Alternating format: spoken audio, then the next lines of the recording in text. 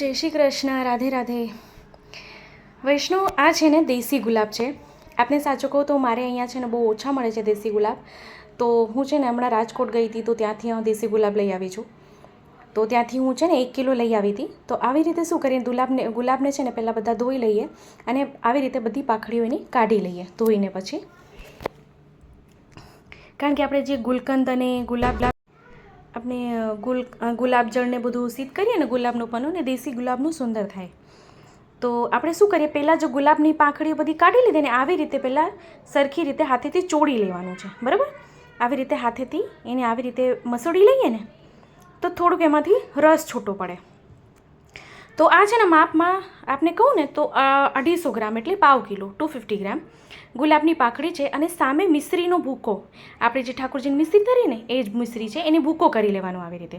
તો એ સામે 250 ગ્રામ જો ગુલાબની પાંખડી લીધી હોય તો સામે 250 ગ્રામ શાક એટલે મિશ્રીનો ભૂકો લઈ લેવાનું. અને એ ગુલાબની પાંખડી આપણે જે હાથેથી મસળી છે એમાં પધરાવીને એક વાસણ લેવાનું એવી રીતે કે આપણે, કારણ કે એને તડકા છાયામાં કરવાનું હોય. તો આવી રીતે સાકર પધરાવ્યા, મિશ્રી પધરાવ્યા પછી એને આવી રીતે મસળી લેવાનું છે આપણે સરખી રીતે, બરાબર. ખૂબ સરળ છે વૈષ્ણુ. આ છે ને ગુલકંદ ખૂબ આપ છે ને આખું વરસ એને સ્ટોર કરી શકો છો. કાચની બરણીમાં આપ રાખો તો આખું વરસ આ સ્ટોર રહે. આ ફ્રીજમાં બી સ્ટોર કરી શકો છો. આ બહાર બી રહે, બહાર બી ખરાબ ન થાય. તો એને આવી રીતે કરીને આપણે ઉપરથી એક કપડું ઢાંકીને એને આપણે 4 થી 5 દિવસ તડકામાં રાખવાનું છે. તો આવી રીતે કોટનનું કે મલમલનું કપડું લઈને તો આવી રીતે બાંધી દેવાનું કે સી છે કે કીડિયું છે કે ધૂળ માટી આમાં ના જાય. તો વૈષ્ણવ, આજે છે ને 4 દિવસ થયા છે આ. તો આપણે હું દેખાડું. 4 દિવસ પછી આપ એનો રંગ જો, રંગ બદલાણો છે પણ ખૂબ સુંદર રંગ છે, એકદમ રસદાર થયો છે. આપને નજીકથી બતાડું, અહીં જો. તો વૈષ્ણવ, આપ 4 થી 5 દિવસ રાખશો ને તો ખૂબ સુંદર ગુલકંદ સિદ્ધ થઈ જશે.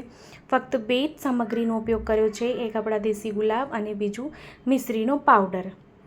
ખૂબ સરળ અને સુંદર ગુલકંદ સિદ્ધ થઈ ગયો છે. આપણે શ્રી પ્રભુને ઉષ્ણકાલમાં વિશેષ રૂપથી આવે છે ને આપ સ્ટોર કરી શકો છો વધારે ક્વોન્ટિટીમાં.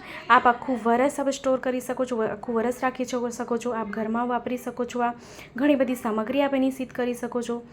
તો ખૂબ સરળ અને સુંદર ગુલકંદ આપણે ઘરે બનાવીને સિદ્ધ થઈ ગયો છે. તો વૈષ્ણવ, આપ બી આ સિદ્ધ કરો અને મને કમેન્ટ બોક્સમાં કમેન્ટ કરીને જણાવો કે આ વિડીયો આપને કેવો લાગ્યો છે. અને હા વૈષ્ણવ, ગુલાબ જળની પ્રોસેસ ચાલુ છે, એ બી હું આપ સાથે ચોક્કસથી શેર કરીશ, કારણ કે આ બધી સામગ્રીમાં થોડીક વાર લાગે છે. તો ચેનલ પર નવા હોય તો ચેનલને સબસ્ક્રાઈબ કરશો, બેલ આઇકોન હિટ કરશો, જેથી જ્યારે બી કોઈ સરળ સુંદર અને તરત થઈ જેવી સામગ્રીનો વિડીયો મૂકો તો આપ સુધી નોટિફિકેશન આવી જાય.